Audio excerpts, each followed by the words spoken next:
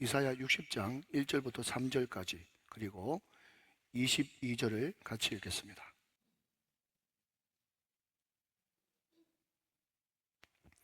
이 계시의 말씀을 합독하실 때 살아계신 하나님의 음성을 들을 수 있기를 원합니다. 같이 합독합니다. 시작. 일어나라, 빛을 발하라. 이는 내 빛이 이르렀고 여호와의 영광이 내 위에 임하였음이니라. 보라, 어둠이 땅을 덮을 것이며 캄캄함이 만민을 가리려니와 오직 여호와께서 내 위에 임하실 것이며 그의 영광이 내 위에 나타나리니 나라들은 내 빛으로 왕들은 비추는 내 광명으로 나아오리라. 아멘. 쭉 넘어가서 마지막 절 22절 있습니다. 그 작은 자가 천명을 이루겠고 그 약한 자가 강국을 이룰 것이라. 때가 되면 나 여호와가 속히 이루리라. 아멘. 자, 한 번 더 인사하시고 말씀 받죠. 오늘 말씀 듣고 강기축의 주인공이 되십시오. 시작. 오늘 말씀 듣고 강기축의 주인공이 다 되십시오. 아멘. 축복합니다. 꼭 그렇게 되시기를 주님의 이름으로 축복합니다. 제가 고등학교 1학년 때 예수를 믿었어요. 그리고 세월이 훌쩍 지나가지고 몇십 년이 지났습니다. 여러분, 그동안에 제가 얼마나 많은 수련회, 이름 성경학교 캠프를 갔겠습니까? 수백 번 갔겠죠. 그런데 오늘 본문 말씀이 뭐로 유명한가 하면 일어나라, 빛을 발하라. 이게 굉장히 유명한 이사야서의 큰 주제와도 같지 않습니까? 제가 기억을 더듬어 보고 제 기억이 틀리지 않는다면 일어나라, 빛을 발하라, 그것이 제가 참석했던 수련회 주제가 한 10번은 된 것 같습니다. 그러니까 얼마나 유명한 말이에요. 일어나라, 빛을 발하라. 그런데 여러분, 그런 말 들어보셨습니까? 익숙함의 편견이라고. 우리가 익숙하게 일어나라, 빛을 발하라 이 말을 들으면요, 절로 힘이 불끈 솟으면서 그래, 일어나야지, 내가 주저앉으면 안 돼, 힘을 내야지, 용기를 내야지, 너 제발 좀 주저앉아 있지 말고 일어나, 힘을 내, 빛을 발해, 할 수 있어, 하면 돼, 해봐, 이런 의미로 여러분 마구 구호를 외쳐댔고 우리도 그런 줄 알고 열심히 따라했습니다. 여러분, 제가 이런 말을 하니까 좀 분위기가 이상하죠. 그런데 여러분, 수백 명, 수천 명이 모여가지고 일어나라, 빛을 발하라, 일어나라, 빛을 발하라 구호를 외치면요, 마치 내 힘으로 스스로 벌떡 일어나고 내 스스로 빛을 비출 것 같지만, 여러분, 우리가 여러 번 들었지 않습니까? 우리는 스스로 빛을 발하는 발광체가 아니라 뭐라고요? 어떤 빛이 나한테 비춰져야만 빛을 발하는 반사체라고 여러 번 말씀드렸지 않습니까? 자, 여러분, 우리가 사람들이 많이 모여가지고 구호 외칠 때는 스스로 일어날 수 있었는데, 또 스스로 빛을 발할 수 있을 줄 알았는데, 가만히 혼자 이 말씀을 묵상하면 제일 먼저 드는 생각이 뭔가 하면, 우리가 어떻게 스스로 일어나? 우리가 스스로 어떻게 빛을 발해? 그렇게 생각하는 것이 이상한 것이 아니라, 부정적인 것이 아니라 그게 바로 성경이라는 거예요. 사랑하는 여러분, 아멘 좀 하시기 바랍니다. 우리는 스스로 절대로 일어날 수 없습니다. 우리는 죄와 허물로 이미 죽은 상태이기 때문에, 우리는 캄캄함과 어두움 가운데 있는 사람이기 때문에 우리 스스로, 여러분, 반사체인 우리 스스로 일어날 수도 없고 빛을 발할 수도 없는 존재가 우리예요. 우리의 상태를 정확하게 알아야 우리가 그러면 어떻게 하면 되는데요, 그렇게 질문할 수 있지 않겠습니까? 자, 여러분, 그러면 우리가 어떨 때 일어날 수 있고 어떨 때 빛을 발할 수 있는가? 자, 여러분, 먼저 오늘 본문과 똑같은 내용이 있는데, 이사야 59장 말씀은 산문체로 쭉 펼쳐놓은 책이고 60장은 표어, 슬로건처럼 외치는 거기 때문에 더 명확한 60장을 우리가 더 좋아하는데, 여러분, 60장과 똑같은 내용이 59장에도 펼쳐져 있습니다. 자, 여러분, 그 중에서도 9절 말씀만 같이 한번 보실까요? 9절 말씀. 자, 제가 했습니다. 우리 상태가 어떤 상태냐? 그러므로 정의가 우리에게서 멀고 공의가 우리에게 미치지 못한 즉, 우리가 빛을 발하나 어두운 뿐이요 밝은 것을 발하나 캄캄한 가운데 행하였다. 여러분, 읽진 않겠지만 얼마나 우리가 어두움과 캄캄한 가운데 있는가 하면, 맹인이 벽을 더듬는 것 같이 우리 인생 자체가 캄캄함과 어둠이라는 거예요. 여러분, 인정하시기 바랍니다. 여러분, 구약 성경에 정의라고 하는 단어 공의라고 하는 단어가 많이 등장해요. 우리 장로님께서 참 감사하게 정의와 공의, 그리고 오늘 찬양대가 참 감사하게 예수 하나님의 공의, 정의와 공의에 대해서 이야기를 해주셨어요. 이 두 가지 말이 비슷한 것 같지만 또 내용이 완전히 다릅니다. 예를 들면 정의는요, 영어로 justice고요, 공의는 rightness입니다. 뭐가 다르냐? 다른 점을 굳이 이야기한다면 정의는요, 사람과 사람 사이에 정의가 없다, 이렇게 표현해야 맞고요, 공의는 하나님과 우리 사이에 공의가 없다. 정의는 사람과의, 공의는 하나님과 인간과의 그 관계가 정의와 공의인 것입니다. 여러분, 예를 들면 이런 겁니다. 정의라고 하는 말을 좀 쉬운 말로 바꾸면요, 기준, 그리고 발음, 이렇게 바꿀 수가 있어요. 왜냐하면 정의와 공의가 구약에 너무 많이 나오기 때문에 개념 정리가 좀 필요하단 말이죠. 그럼 공의가 뭔데? 라고 하면 옳음, 잘함, 생명, 이렇게 바꿀 수가 있습니다. 자, 여러분 예를 한번 들어보겠습니다. 저를 한번 보시면요, 제가 2부 예배 때 우리 유년부 친구들한테 이렇게 질문했어요. 자, 친구들, 신호등 지켜야 돼요? 지켜야 돼요? 그러니까요, 지켜야 돼요! 그렇게 크게 이야기해가지고 제가 너무 칭찬을 해줬어요. 여러분, 신호등 지켜야 됩니까? 지켜야 됩니다. 그럼 안 지키면 엉망진창이 되지 않겠습니까? 신호등 지켜야 된다, 이것이 법이고 여러분 기준이고 발음이에요. 자, 그런데 여러분 이렇게 한번 바꿔볼게요. 얼마든지 있을 수 있는 그런 일인데, 지금 어떤 아파트에 긴급 환자가 생겼습니다. 앰뷸런스가 왔습니다. 삐뽀 삐뽀, 예, 막 도로를 질주합니다. 병원 응급실을 향해서. 그런데 빨간불이 탁 걸려가지고 못 가게 됐습니다. 지금 환자는 총각을 다뤄가지고 빨리 병원 안 가면 죽을지도 몰라요. 그러면 여러분, 아무리 낮이든 사람이 붐빌대든 신호등 지켜야 됩니까? 안 지켜야 됩니까? 자, 그러니까 여러분 이게 문제가 생기는 거예요. 그때는 여러분 신호등을 어기는 것이 공이죠. 그래야만 생명을 살릴 수 있고 잘한 것이고 옳은 것이기 때문에 그렇다는 것입니다. 그러나 그럼에도 불구하고 여러분, 교회를 비롯해서 나라를 비롯해서 어떤 공동체도 이 땅에서는 justice, 정의와 rightness, 공의가 완벽하게 조화를 이루는 공동체는 그 어디에도 없습니다. 여러분, 제가 어떤 특정 대통령을 여러분 제가 욕하는 게 아닙니다. 저 사람 뽑아놓으면 반드시 고의가 물같이 정의가 하수같이 흐르게 할 줄 알았더니 어떤 대통령도 권력을 잡으니까 내로남불이 돼가지고 우리 편한테는, 자기 편한테는 잘해주고 다른 편한테는 혹독한 잣들을 갖다 댄단 말이죠. 저 사람만 대통령 세워놓으면 이 땅에 정의가 흐를 줄 알았더니 나중에 엎어지는 데 보니까 돈에 엎어지고 자기 편에 엎어지고 정에 엎어지는 그런 경우들이 우리나라뿐만 아니라 동서고금을 막론하고 옛날이나 지금이나 시대를 막론하고. 그러니까 여러분, 이 땅에 물어봅시다. 정의가 있습니까? 정의가 완벽하게 살아있습니까? 공의가 완벽하게 살아있습니까? 없어요, 없어. 그래서 오늘 여러분 성경 말씀도 결론적으로 미리 말하지 않습니까? 공의가 없고 정의가 다 무너져가지고 어둠과 캄캄한 뿐이라고. 여러분, 이것을 신학 버전으로 바꾸면요, 모든 사람이 죄를 범하였음에 하나님의 영광에 이르지 못하게 되었고 의인은 없나니 하나도 없다. 이것이 성경의 선언이라는 것입니다. 여러분, 제가 공부를 좀 해보니까 오늘 우리가 살펴보고 있는 이 이사야 선지자의 별명이 말이죠, 꿈의 선지자예요. 꿈의 선지자. 여러분, 꿈이라 그러면 먼 미래 아니겠습니까? 그죠? 미래를 꿈꾼다 그러지 않습니까? 그러니까 지금 이사야가 예언하고 있는, 특별히 이사야 40장 뒤쪽에 예언하고 있는 이 말씀은요, 바로 앞에 있는 것을 예언하는 것이 아니라 앞으로 장차 될 일, 특별히 메시아 그리스도 구세주가 오면 어떤 일이 벌어지는가에 대해서 말씀하고 있는 꿈의 선지자 이야기라는 것입니다. 자, 여러분, 이런 선지식을 가지고 여러분 2절 말씀을 한번 읽어볼까요? 2절 말씀, 60장 2절이에요. 여기도 이렇게 이야기하고 있습니다. 보라, 어둠이 땅을 덮을 것이며 캄캄함이 만민을 가리려니와. 그랬습니다. 저를 잠깐 보실까요? 제가 또 초등부 친구한테 물어봤죠. 왜냐하면 유년부 친구한테 제가 지난주에 맞췄다고 어깨 피자, 얼굴 피자 사줬거든요. 초등부 친구들 시험 들면 안 됐잖아요.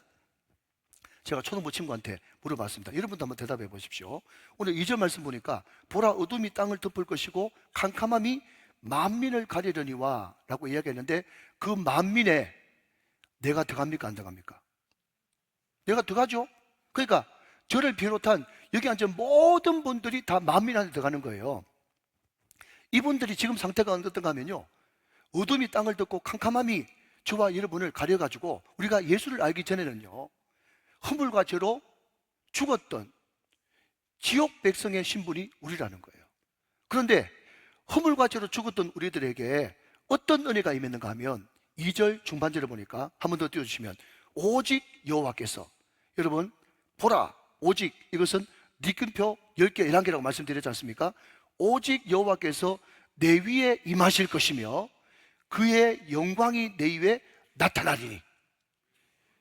여호와께서 임하고 여호와의 영광이 내 위에 나타날 때 우리는 우리는 비로소 일어날 수 있고 빛을 발할 수가 있다는 것입니다.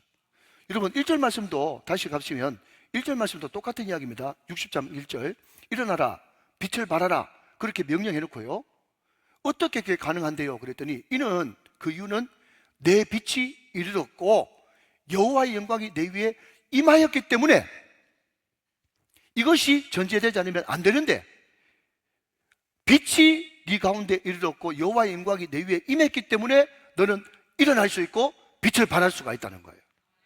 여러분 여기에 이르렀고 임하였느니라, 이것에 뿌리, 어원이 뭔가 찾아봤더니요, 여러분 사무엘서에 가면요 이런 말씀이 있습니다. 요나단이 블레셋과 전투를 하루 종일 하고 와가지고 너무 지치고 허기졌습니다. 길 가다 보니까 그게 옆에 보니까 꿀이 있거든. 여보세요? 예, 아시죠 이야기? 자, 우리 범위 다 넘어갔습니다. 꿀이 있어가지고 그 막대기 지팡이 가지고 그 끝에 꿀을 찍어가지고 입에 넣었더니 눈이 밝아졌어요. 여기에 눈이 밝아졌더라 라고 하는 이 뿌리가 빛이 이르렀고 영광이 임한다 라는 어원이 되어지는 것입니다. 이건 무슨 이야기입니까? 우리 눈으로는요, 캄캄하고 어두움의 가운데 있는 이 눈으로는요, 정의도 공의도 뭐가 바른지 뭐가 틀렸는지, 내가 이렇게 행동해야 되는지 저렇게 행동해야 되는지 전혀 알 수가 없단 말이죠. 그러나 하나님의 빛이 나에게 임하고 여호와의 영광이 내게 임하게 될 때에 내 눈이 밝아져 가지고 무엇이 정의인지 무엇이 공의인지 무엇이 옳고 그름인지 바름인지 내가 어떻게 행동해야 하나님께서 기뻐하시는지 그것을 밝게 아는 눈을 가지게 되었다는 것입니다. 여러분 그 뜻을 가지고 있는 거예요. 그런데 여러분 오늘 이사야 59장 60장에 있는 이 어마어마한 말씀이 딱 요약돼 가지고 어디에 나와 있는가 하면 요한복음 1장에 예수님을 빛으로 소개합니다. 여러분 오늘 이사야 선지자가, 꿈의 선지자 이사야가 빛이라는 단어를 쓰지 않습니까? 이 빛이라는 단어를 쓴 유일한 선지자가 이사야거든요. 근데 이 빛이 어디에 나오는가 하면요, 요한복음 1장에 등장하고 있어요. 자, 여러분 차례대로 요한복음 1장 5절, 9절, 12절, 14절 차례대로 한번 보도록 하겠습니다. 여러분 제가 방금 소개한 이사야 59장, 60장하고 요한복음 1장하고 어떻게 공통점을 가지고 있는지, 자 1장 5절 보시면, 자 여기 빛이 나오잖아요. 빛이 누굽니까? 예수님이죠. 빛이 어둠에 빛이 돼, 세상이 빛이 돼 세상이 깨닫지 못하였어요. 이 빛이 어떤 빛인가 하면 9절 말씀 보니까 참빛, 곧 세상에 와서 각 사람에게 비치는 빛이 있었어요. 여러분 참빛은 예수님인데 그 예수님이 세상에 와가지고, 여러분 구약은요 몇몇 사람들에게만 기름 부어주지만 몇몇 사람들에게만 율법을 주어지만 신약시대 때는요 각 사람이 누구죠? 무조건 모르면 나, 모든 사람, 만민 각 사람에게 빛이 비추었다는 거예요. 그 빛이 지금 각 사람, 오늘도 이 말씀을 통해서 여러분에게 비춰지고 있는데 이 빛을 거부하지 말고 12절 말씀에 영접하는 자, 그 빛을 영접하는 자는 곧 그 이름을 믿는 자들에게는 하나님의 자녀가 되는 엄청난 권세를 주셨다는 것입니다. 여러분 우리는 어둠이었어요. 깜깜함이었어요. 그런데 참빛 되시는 예수님이 우리 가운데 비춰지고, 그리고 여러분 14절 말씀을 보시겠습니다. 그분은 말씀이 육신이 되어서 우리 가운데 거하심에, 여기 거하심에라고 하는 이 단어도 60장 1절에 나오는 이르렀으니 임하였으니 라는 단어와 다 똑같은 의미를 가지고 있는 겁니다. 그 말씀이 우리 가운데 이르렀고 임하심에 우리가 그의 영광, 여기 영광이 또 나오지 않습니까? 그의 영광을 보니 아버지의 독생자의 영광이요 그 영광 안에는 은혜와 진리가 충만하더라.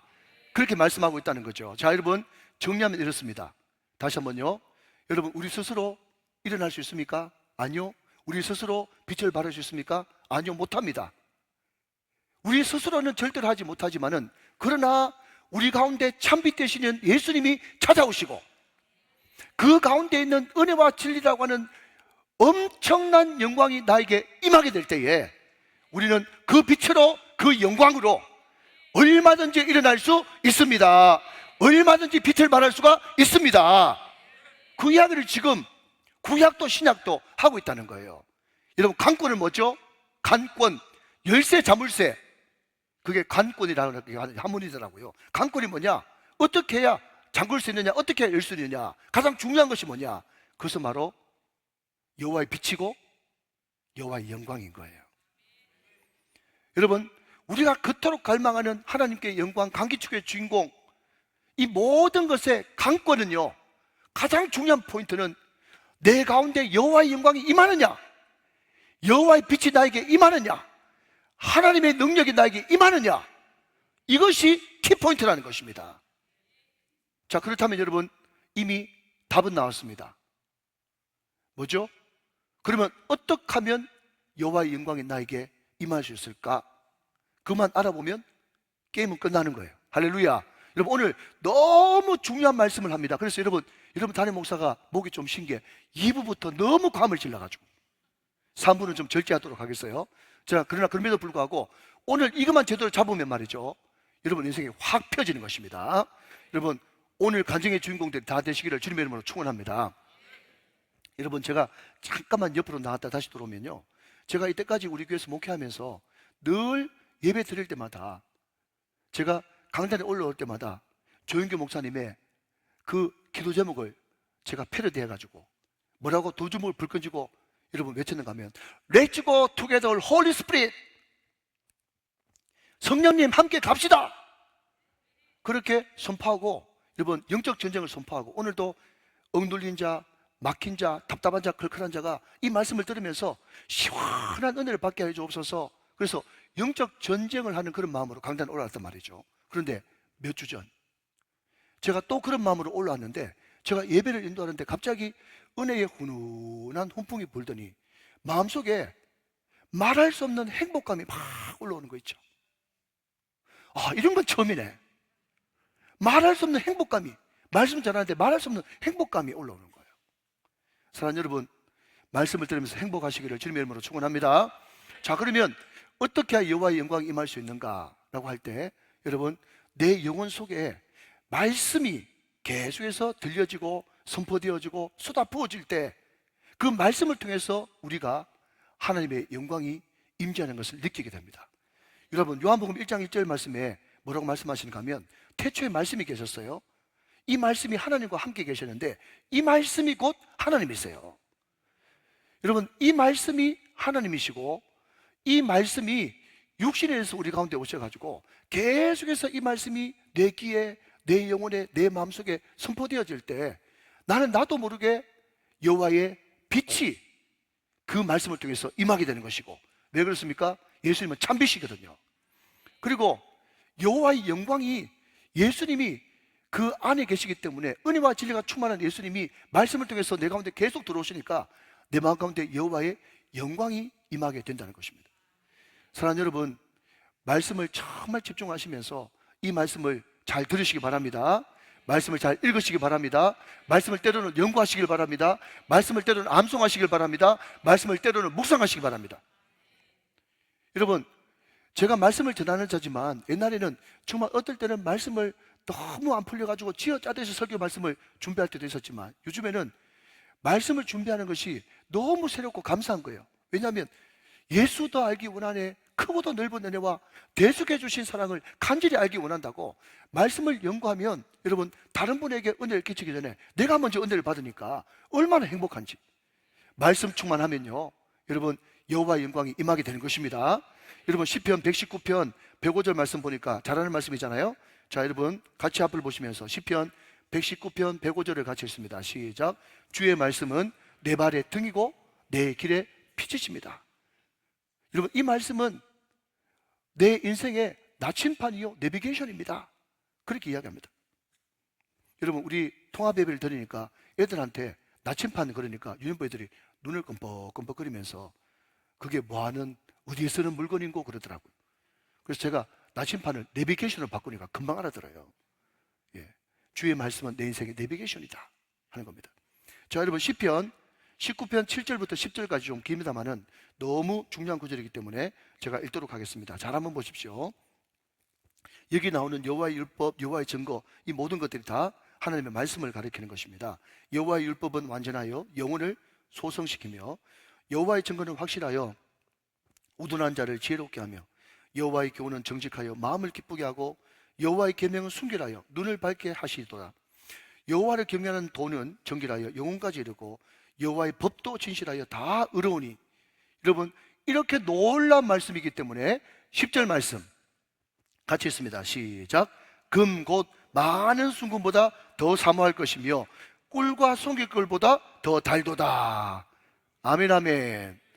예, 이 말씀이 이렇게 우리 영혼을 새롭게 하고, 말씀이 우리 가운데 빛을 비춰주고 하나님의 영광이 임하게 하시는 말씀이기 때문에 금보다 더 사랑할 것이고, 금이 보통 금이 아니라 많은 것보다 더 사랑할 것이고, 송깃꿀보다 더 단 그런 말씀으로 받아야 된다는 거죠. 여러분, 지난주에 우리는 이사야 55장을 살펴봤습니다. 그 중에 11절 말씀을 한 번 더 복습하겠습니다. 11절 말씀 제가 또 읽습니다. 잘 한번 보십시오. 내 입에서 나가는 말도 이와 같이 헛되이 내게로 되돌아오지 아니하고 나의 기뻐하는 뜻을 이루며 내가 보낸 일에 형통함이니라. 여러분, 하나님의 말씀은요, 결단코 헛방치는 일이 없다는 거예요. 헛발질하는 것이 없다는 것입니다. 여호와 입에서 나가는 이 말씀, 이 말씀이 내가 안 받아서 그렇지, 내가 장독대를 덮어놔서 그렇지, 이 말씀을 나의 말씀으로 받고 내 말씀으로 받으면서 아멘하면요, 이 말씀은 반드시 하나님이 뜻하신 바를 다 이루고, 이 말씀이 반드시 한 바퀴를 돌아서 하는 모든 행사가 다 형통하리로다. 우리의 인생을 형통하게 만드는 것이 하나님의 말씀인 것입니다. 그 형통을 다른 말로 바꾸면 빛이고 영광인 것이죠. 여러분, 어제 우리 행정 목사님이 저한테 이런 보고를 하세요. 목사님, 어느 권사님이 벌써 성경 일독을 했다고 그렇게 저한테 말씀을 해주셨습니다 그러더라고요. 그 권사님이 이제 80이 다 돼 가세요. 예, 누군지는 보지 마시고, 예, 그 권사님이 80이 다 돼 가시는데 성경 일독을 이미 하셨더라고요. 여러분, 다시 정리합니다. 우리 힘으로, 우리 능력으로 죽었다 깨어나도 일어날 수 있다? 없다. 빛을 발할 수 있다? 없어요. 그러나 하나님의 빛이시고 하나님의 영광이신 예수 그리스도 자신이신 말씀이 내 영혼에 계속해서 부어지고, 말씀이 계속 내 영혼 가운데 선포되어질 때 그 말씀이 우리로 하여금 빛을 가져다 주고 우리로 하여금 영광스럽게 하는데 축복의 통로가 된다는 것입니다. 오늘 저와 여러분이 올 한 해 꼭 일독한 남자, 일독한 여자가 다 되시기를 주 예수 그리스도 이름으로 축원합니다. 축복합니다. 자, 둘째로 어떻게 해야 우리 가운데 빛과 영광이 임하게 될 것인가? 우리에게 미래가 있어야만 그 가정이, 그 개인이 빛과 영광 가운데 갈 수가 있는 것입니다. 예, 좀 이따 좀 띄워주시면 좋겠고요. 예, 저를 좀 비춰주세요. 여러분, 우리가 이사야서를 이제 처음 시작할 때 말이죠, 제가 그랬습니다. 성경 전체는 66권이듯이 이사야도 66장인데 성경의 39권이 구약이고 그 뒤에 27권이 신약이듯이 이사야도 1장부터 39장까지는 구약의 메시지가 들어있다. 구약의 메시지는 심판과 저주이다. 40장부터 66장까지는 신약의 메시지가 들어가 있는데 그 신약의 메시지는 미래와 희망이다. 그렇게 말씀드린 적이 있습니다. 기억나시면 아멘. 자, 그런데 여러분, 놀랍게도 이사야 39장까지가 구약의 메시지고 그것은 심판과 저주인데, 참 이해 못할 것은요, 그 39장 어간에 히스기야라고 하는 인물이 등장하더라는 거예요. 이게 웬일입니까? 무슨 이야기인가 하면, 우리가 생각할 때 히스기야는 남유다가 배출한 가장 선한 왕 중에 한 명이 아니던가요? 3대 선한 왕 중에 한 명이거든요. 그는 여러분 기도의 사람이었어요. 기도해가지고 아수르 군사 18만 5천 명을 칼에 피 한 방울 안 묻히고 물리친 사람이요, 자기 생명을 15년 동안 연장시킨 사람이요, 종교개혁을 일으킨 사람이요, 오랫동안 중단되었던 유월절을 회복시킨 정말 신앙의 인물입니다. 그런데 말년의 히스기야는요, 전성기에 히스기야 갖지 못했습니다. 그때 누가 왔는가 하면 그 당시에는 이제 신흥국가에 불과했던 바벨론의 사신들이 와가지고 히스기야한테 넙죽 절하면서 우리는 당신의 종과 같습니다 하면서 비행기를 붕 띄우니까 히스기야가 자기의 내탕고, 자기의 모든 창고를 다 잃어 보여주네. 그 사실을 나중에 이사야 선지자가 알고 호통을 치면서 왕이 왜 이렇게 경거망동을 했습니까? 하면서 예언하기를, 당신의 후손 가운데 몇천 포로로 끌려가게 될 것이고 당신의 후손 중에 몇천 바벨론 왕국의 넷이 환관이 될 것입니다. 그렇게 이야기했다는 거예요. 자, 그런데 여러분, 너무 이상한 것은요, 여기가 이 부분이 이상한 것인데, 우리가 평소에 아는 히스기야 같으면요, 다윗처럼 통곡을 하면서 울고 불고 하면서 침상이 떠나가도록 회개하면서 하나님 앞에 용서를 구했을 건데, 말년의 히스기야는 교만이 꽉 차가지고 어떻게 이사야에게 대꾸를 하는가 하면, 여러분, 이게 이사야 39장 마지막 절이거든요. 이사야 39장 8절 말씀을 한번 보십시다. 기가 막힙니다. 자, 여러분 같이 한번 읽어보실까요? 시작. 히스기야가 이사야에게 이르되 당신이 이른바 여호와의 말씀이 좋소이다 하고 또 이르되 내 생전에는 평안과 견고함이 있으리로다 하니라.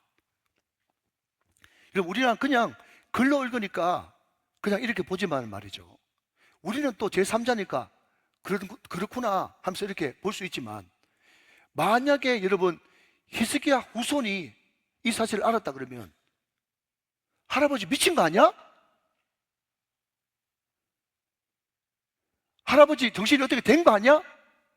그렇게 이야기를 안 하겠냐고요. 지금 히스기야가 뭐라고 이야기하고 있습니까? 너 후손 중에 포로 끌려가고 바빌론 왕국에 넷이 될 거다, 그렇게 이야기하니까 내 후손들은 되든지 말든지 나만 괜찮으면 되지 뭐, 내 때는 평안할지어다 하면서 후손들은 전혀 생각하지 않는다는 거예요. 여러분, 이게 히스기야의 말년이었어요.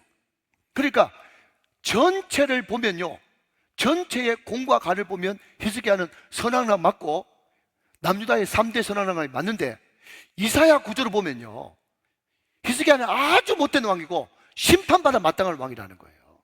왜? 자기만 생각하고 후손들을 생각하지 않았기 때문에. 여러분 생각해 보십시오.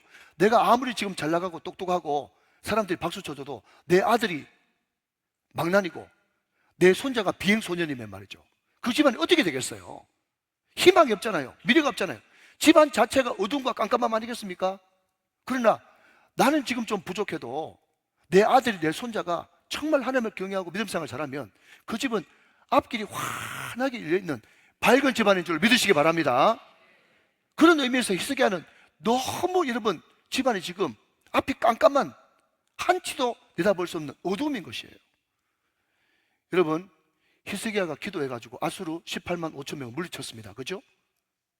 아수르만 물리치면 됩니까? 그 다음에 바벨론 어떡합니까? 그러니까 이 히스기야의 구원은 어떤 구원인가 하면요, 나만의 구원이고 반쪽짜리 구원이고 당대 구원으로 끝나버린 거예요. 그러니까 여러분, 남유다가 그 뒤에 점점 어둠으로 빠져들어갑니다. 므낫세, 아몬, 그 뒤에 요아스, 요야김, 시다기야. 그래가지고 결국 남유다가 망하게 되는 것이거든요. 어둠입니다. 심판이에요. 이 어둠과 깜깜한 가운데 여러분 누가 오시느냐? 그 어둠과 깜깜한 가운데 꿈의 선지자 이사야는 이렇게 이야기하고 있습니다. 오늘 본문에 있는 60장 앞에 59장 20절 말씀을 한번 보시길 바랍니다. 59장 20절 말씀, 여호와의 말씀이니라. 잘 보십시오. 구속자가 시온에 임하여 야곱의 자손 가운데서 죄과를 떠나는 자에게 임하리라 그랬습니다. 자, 여러분, 이 캄캄한 어두운 가운데 남유다, 나중에 결국 누가 오신다고요? 구속자가 임한다는 거예요. 구속자, 그분이 누구십니까? 리디머, 그분이 누구시죠? 그리스도 예수 그리스도. 그 구속자가 시온에 임한답니다. 여러분, 시온이 뭔가 하면요, 예루살렘의 별명이거든요. 곧 교회를 가리킵니다. 우리 교회에서는 무조건 모르면 나라고 하면 90% 이상 다 맞습니다. 그러면 교회 시온이 누굽니까? 나의 구속자가 나에게 임했다는 거예요. 교회 가운데 임했다는 것입니다. 그리고 여기에 야곱의 자손이 나오는데 야곱의 자손도 우리입니다. 그런데 그 야곱의 자손 가운데서 죄가를 떠나는 자에게 임하리라. 죄가를 떠난다, 이것을 두 글자로 바꾸면 철저하게 회개하는 자에게 구속자가 임한다는 거예요. 자, 그럼 중요한 것은 궁금한 순서대로 구속자이신 메시아 그리스도, 그분이 임하셔서 우리를 위해서 뭘 하시는데요? 했더니 여러분, 너무너무 중요한 말씀이 21절에 나옵니다. 21절 같이 보겠습니다. 여호와께서 이르시되 내가 그들과, 교회죠, 우리죠, 그들과 세운 나의 약속은 이러하니, 우리와 약속하신 약속이 뭡니까? 곧 내 위에 있는 나의 영과 내 입에 둔 나의 말이, 영과 말이, 이것을 요한복음 4장 버전으로 바꾸면 영과 진리, 이것을 다른 말로 바꾸면 성령과 말씀. 이해되시면 아멘. 이것이 이제부터 영원토록, 보십시오, 그 다음 중요합니다. 내 입에서와 내 후손의 입에서와 내 후손의 후손의 입에서 떠나지 아니하리라 하시니라. 여호와의 말씀이니라.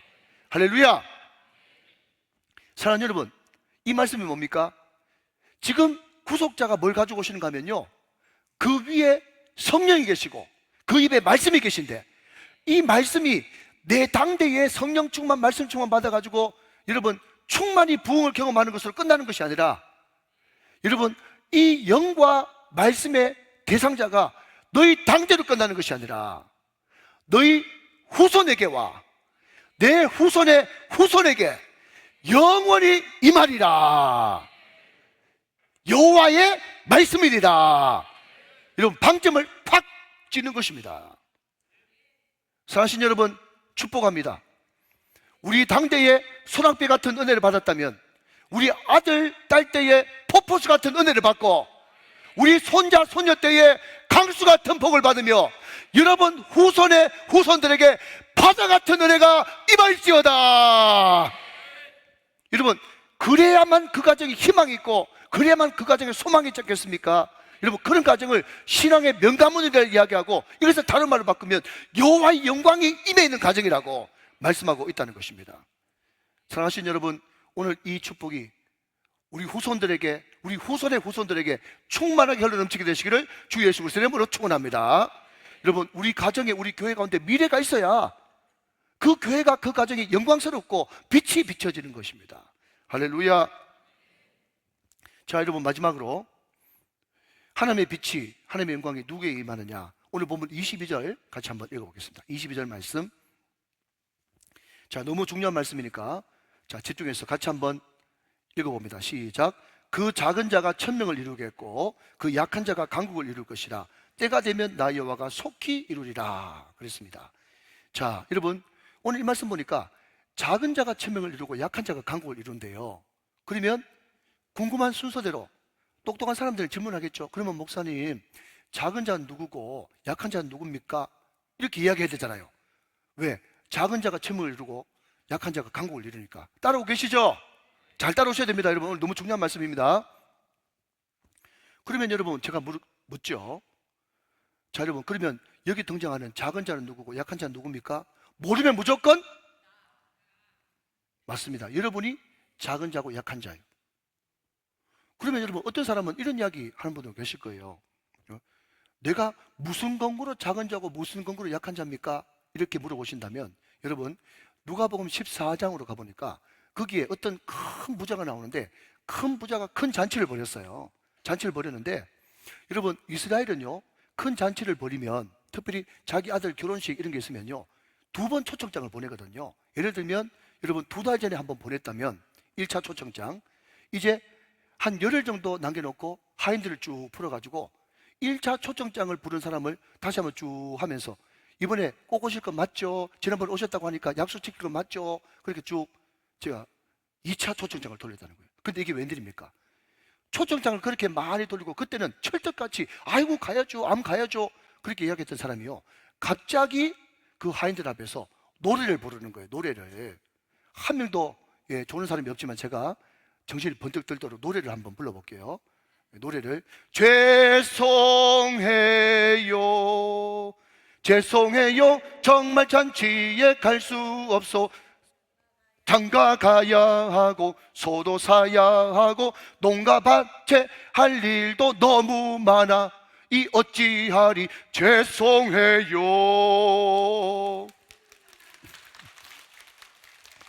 야, 우리 성도들 참 착한 성도들이에요. 여러분, 이거를 그냥 쭉 읽어주는 것보다 노래 한번 부르니까 다 성기 다 있잖아요. 여러분, 자 한번 보십시오. 장가 가야 하고 소도 사야 하고 농가밭에 할 일도 많아. 너무 바빠요. 비즈니스 바쁘단 말이죠. 자, 여러분, 그러면 장가 가야 하고 소도 사야 하고 농가밭에 할 일도 많은 그 사람은 약자예요, 강자예요? 가진 자예요, 가진 자. 여러분, 우리 교회 그런 분도 없지만 다른 교회 보니까요, 장관 있는 교회, 뭐 시장 있는 교회, 그런 교회에 단기 선교 가도 장관들은 단기 선교 안 가더라고. 개장에 가지. 알 사람이 없도다. 그러니까 여러분, 장관, 총장 이런 사람들은요, 이미 가진 것이 많고 이미 배부르기 때문에 단기 선교 그런 거 안 갑니다. 그러니까 은혜를 못 받는 거예요. 우리만 크리스찬이죠. 그러니까 여러분, 그 이야기를 듣고 지금 집주인이 말이죠, 화가 난 거예요. 제 말이 아니고 성경에 있어요. 자, 여러분, 누가복음 14장 21절 한번 보세요. 21절 제가 읽습니다. 종이 돌아와 주인에게 그대로 구하니 이에 집주인이 노하여 그 종에게 이르되 빨리 시내 거리와 골목으로 나가서 가난한 자들과 몸 불편한 자들과 맹인들과 저는 자들을 데려오라 하니라. 여러분 보십시오. 여기에 가난한 자들 맞죠? 몸 불편한 자들, 맹인들, 저는 자들, 이 사람들 누굽니까? 작은 자고 약한 자들인 거예요. 그래서 하인들이 뛰어가가지고 말이죠, 이 사람들 다 불러왔는데 또 뭐라고 하는가 하면, 주인님 그래도 자리 남았습니다. 그랬더니 더 멀리 가서 강권하여다가 내 집을 채우라, 이 말씀이 나와 있거든요. 사랑하는 여러분, 여러분들 보고 작은 자, 약한 자 그러면 기분 나쁘기 때문에 제 이야기 한번 해볼게요. 여러분, 제가 고등학교 1학년 때, 여러분 12월, 그때는 문학의 밤이었어요. 제 친구가 고등부 회장이었는데 제 친구가 저한테 오더니 하는 말이, 동일아 교회 가자. 난 안 된다. 난 종갓집 종손이거든. 나는 제사 모셔야 된다. 그랬더니 제 친구가 포기를 안 하고 제 길에 대고 그러더라고요. 교회 가면 예쁜 여자친구들 많대. 그렇게 이야기해가지고요. 여러분, 얼마나 여러분 어처구니 없는 말이고 바보 같은 이야기입니까? 그런데 그 어처구니 없고 바보 같은 그 말 듣고 제가 또 뿔뿔 갔다. 고등학교 때 1학년 때 여러분, 얼마나 작은 자고 약한 자고 바보 멍청이 같은 자입니까? 그래도 여러분, 작은 자라도 약한 자라도 바보 멍청이 같아도 가가지고 말씀 듣고 성령 받고 은혜 받으니까 울산을 대표하는, 아멘. 울산을 대표하는 여러분, 작은 자가 1000명을 이루고 약한 자가 강국을 이루는 그런 목사가 되지 않습니까, 여러분? 이것이 나의 간증인 거예요. 천국은 모르겠어요. 아직까지 좀 더 있어야 돼요. 아무튼 여러분, 제 스스로 저는 울산을 대표하는 목사라고 믿습니다. 여러분, 작은 자가 1000명을 이루고 약한 자가 강국을 이루는 거예요. 사실 여러분, 우리 영혼 가운데 말씀이 빛이 되고 말씀이 영광이 되고, 여러분 성령과 이 말씀이 내 당대로 끝나는 것이 아니라 여러분, 내 아들, 딸에게, 내 손자, 손녀들에게, 후손의 후손들에게 계속해서 지속적으로 이 말씀과 성령이 흘러가면 말이죠, 그 가문 가운데 영광과 놀라운 빛이 그 가운데 임하게 되는 것입니다. 여러분, 우리는 작은 자입니다. 우리는 약한 자입니다. 그렇죠? 여러분, 그렇기 때문에 사도 바울이 이렇게 이야기하잖아요. 고린도후서 4장 7절 말씀 보니까 우리가 이 보배를 질그릇에 가졌으니, 다시 한번요, 우리가 이 보배가 누구죠?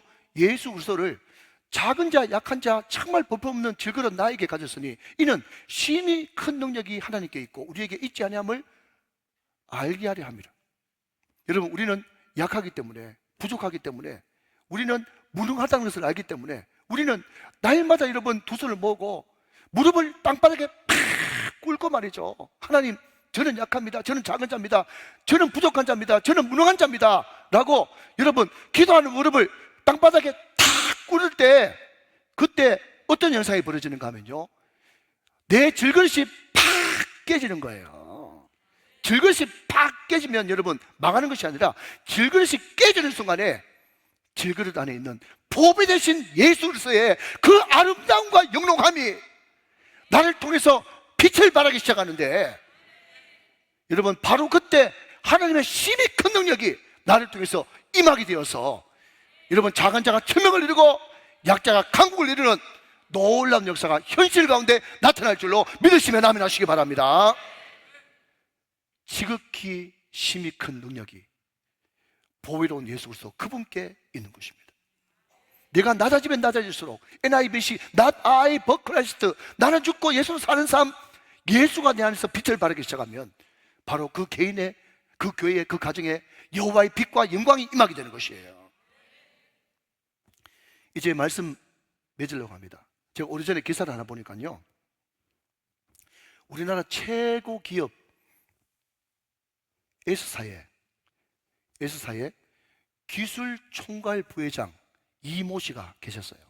제가 지난번에 김하중 대사 이야기하니까 또 사람들이 이 사람이 어떻나 하면서 막 검색을 해봤대요. 사람이 여러분 약점 없는 사람이 있습니까? 그래서 항상 제가 말씀드리잖아요. 항상 비유의 말씀은 원포인트입니다. 그냥 너무 깊이 파지 마세요. 그래서 이름도 제가 말 못하잖아요. 아무튼 S사의 기술총괄 부회장, 최고 책임자인데 말이죠, 이 사람이 예수 잘 믿는 사람입니다. 지금은 대학 교수하다가 은퇴하신 분인데, 이분이 지금으로부터 14년 전 2007년도에 연봉을 얼마 받았는가 하면, 제가 적어봤는데 2007년도, 지금으로부터 17년 전에 연봉을 얼마 받았는가 하면 연봉이 141억밖에 안 됩니다. 연봉이 141억. 직장인이, 예, CEO 중에서 5번째 많더라고요. 근데 이분이요, 반포에 27평짜리 아파트 살거든요. 27평. 그래서 기자가 찾아가서 일부러 이러십니까? 왜 그러십니까? 물어봤더니요, 이 사람이 이렇게 이야기합니다. 나는 1년에 반 이상을 외국에 출장 나가 있고, 자기 아내는 몸이 아파서 수술을 크게 2번 했기 때문에 몸으로 하는 봉사는 못하고, 아들, 딸 다 시집장가 보내고 나서 큰 아파트 평수가 필요 없다는 거예요. 그 대신 자기가 가진 물질을 가지고 선교사의 필요를 채우고, 가난한 사람들 필요를 채우고, 교회 필요를 채우고, 또 백협을 거린 사람, 또 살린에 또 선교가 가 있는 목사님 돕는데 얼마나 도네이션을 많이 하는지. 그 뒤에 이런 이야기를 합니다. 거의 대부분 교회를 통해서 무명을 하고 내 이름을 하는 것은 거의 없습니다. 그렇게 이야기를 합니다. 그런데 여러분, 이것도 하나님 앞에 영광이 되지만 그때 살아계셨던 고 이건희 회장이 이 사람에 대해서 이렇게 평가를 합니다. 들어보십시오. 이건희 회장 말입니다. 나는 이런 사람을 준천재라고 부르는데, 이런 사람은 20만 명, 30만 명을 혼자 먹일 수 있는 사람이다. 그랬어요. 여러분, 한 사람이 몇 명 먹인다고요? 20만 명, 30만 명. 이런 사람들하고 교제를 안 해보니까 말이죠, 목사님, 어떻게 한 사람이 1000명을 감당합니까? 까마귀 고기를 먹고. 그렇게 이야기하죠. 여러분, 다시 한번 정리합니다. 깔끔하게. 우리 힘으로는 일어나지도 못하고 빛을 발하지도 못합니다. 그러나 우리 가운데 참빛 되시는 예수님 임하고 여호와의 영광이 임하면 그 여호와의 영광이 모든 것을 풀어제치는 강권인데, 그 여호와의 영광이 임하기 위해서는요, 내 영혼 가운데 말씀을 계속 쏟아부어야 되고 말씀이 내 영혼에 계속 선포돼야 된단 말이죠. 그런데 이 말씀 충만, 성령 충만이 내 당대로 끝나는 것이 아니라, 내 당대로 끝나면 절대로 안 되고 그건 저주고 심판이고, 내 아들, 딸 때에, 아멘 좀 하소, 손자, 손녀 때에 후손의 후손에게 계속 대물림 돼야 된단 말이죠. 뭐가? 말씀 충만, 성령 충만이. 그리고 내 자신이 아무리 축복 많이 받았다고 할지라도 히스기야처럼 교만하지 말고 낮은 자가 돼가지고 날마다 기도하는 무릎을 탁 꿇을 때 탁 소리가 나는 순간에 들그릇이 깨지면서 그 안에 영롱한 보배 되신 예수님이 확 심히 큰 능력이 나에게 임하기 시작하는데, 그 능력이 임하고 그 영광이 임하면 나는 그렇게 세상 사람들이 부러워하고 그림의 떡처럼 이야기했던 간증의 주인공, 기적의 주인공, 축복의 주인공, 한 사람이 1000명을 감당하고 약자가 강국을 담당하고 여러분 5000명을 먹여 살리고 한 사람이 20만, 30만도 혼자 먹여 살릴 수 있는 놀라운 축복의 주인공이 될 수 있다는 것입니다. 이 놀라운 말씀이 저와 여러분 우리 모든 다음 세대들에게 충만히 임하게 되시기를 주 예수 그리스도의 이름으로 축원합니다. 축원합니다. 축원합니다.